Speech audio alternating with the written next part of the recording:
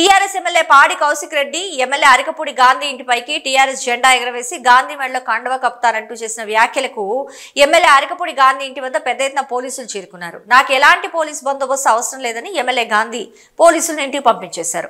MLA Gandhi ఇంటి వద్ద ఆయన అనుచరులు పెద్ద ఎత్తున చేరుకుని ఆయనకు మద్దతు పలుకుతూ కౌశిక్ రెడ్డికి వ్యతిరేకంగా పెద్ద ఎత్తున నినాదాలు చేస్తున్నారు. గాంధీ మీడియాతో మాట్లాడుతూ నువ్వు 11 గంటలకు వస్తావా లేకుంటే నేనే నీ ఇంటికి 12 గంటలకు రావాలా అంటూ సవాల్ విసిరారు.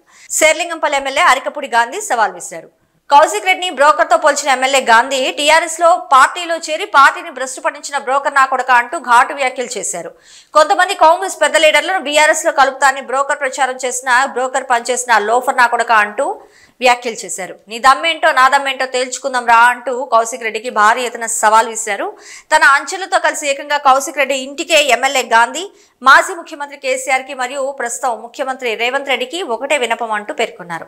ఒక అవకాశం ఇస్తే 100 రోజులు భారతీయుడి పాత్ర పోషించి ఇలాంటి బ్రోకర్ పనులు చేసే వాళ్ళందరినీ ఏర్పారేస్తారన్నారు ఎమ్మెల్యే గాంధీ.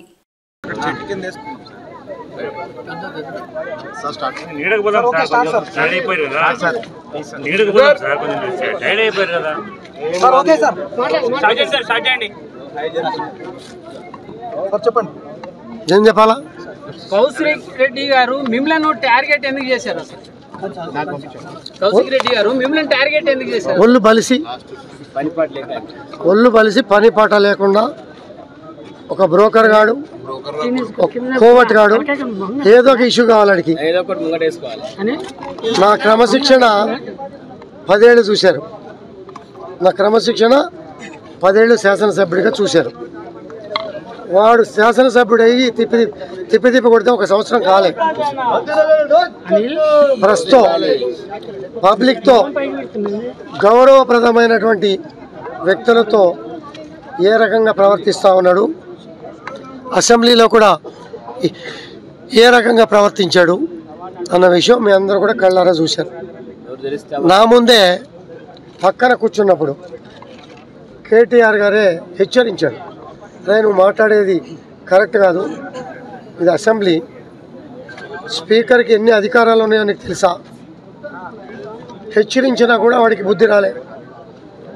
వర్కింగ్ ప్రెసిడెంట్ వాడిని హెచ్చరించినా కూడా వాడికి బుద్ధి రాలే. అయినా ఇటువంటి క్రమశిక్షణ లేని దుర్మార్గులు మా బీఆర్ఎస్ పార్టీలోకి రావటం, బీఆర్ఎస్ పార్టీని విచ్ఛిన్నం చేసే కార్యక్రమం. ఏ పార్టీ కోవట్టుగా మా దగ్గర పనిచేస్తున్నాడో తెలియదు. ఆ దుర్మార్గుడు అడుగుపెట్టాడు, మా పార్టీ ఓడిపోయింది. అపోజిషన్లో ఉండాల్సిన కర్మ బట్టి నేను అధికారంలో ఉండగా మా గూట్లో దూరాడు. ఇటువంటి దుర్మార్గుల మూలాన వాళ్ళ పార్టీ ఓటమైంది. ఇటువంటి దుర్మార్గులంతా చేరినాక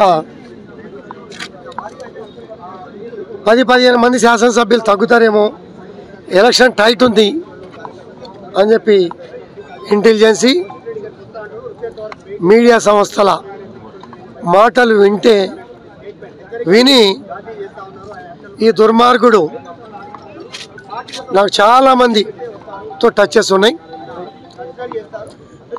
10-15 మంది ఎమ్మెల్యేలు నేను తీసుకొస్తా అని చెప్పి ఆనాటి శాసనసభ్యుల్ని,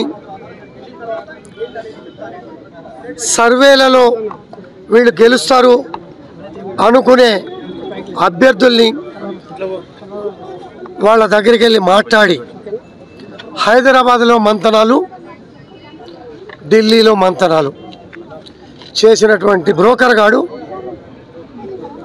కోవట్ గాడు ఇవాళ క్రమశిక్షణ తెలియకుండా, పార్టీ పద్ధతులు తెలియకుండా, పార్టీలో 25-30 సంవత్సరాల శాసనసభ్యులుగా ఉన్న వాళ్ళు ఉన్నారు. గౌరవప్రదంగా కేసీఆర్ గారు ఉన్నాడు. మాతో పాటు పనిచేసినటువంటి సహచర శాసనసభ్యులు ఉన్నారు. ఎవరు కామెంట్ చేయనప్పుడు ఈ దుర్మార్గుడు వ్యక్తిగతంగా నా మీద దోషణలు చేశాడు. ఈ దోషణలకి సమాధానం కావాలి. దమ్ముంటే నువ్వన్న రావాలా, నీకు దమ్ము లేకపోతే నేనైనా వస్తా. జెండా ఎగరవేస్తా. జెండా ఎవడు ఎగరేయాలి? గౌరవప్రదమైనటువంటి మనుషులు ఎగరేయాలి. దుర్మార్గులతో జెండా ఎగరేసే అంత దుస్థితిలో నేను లేను. ఛాలెంజ్ తీసుకుంటా, బయలుదేరుతా, వాడు నేను తేల్చుకుంటాం.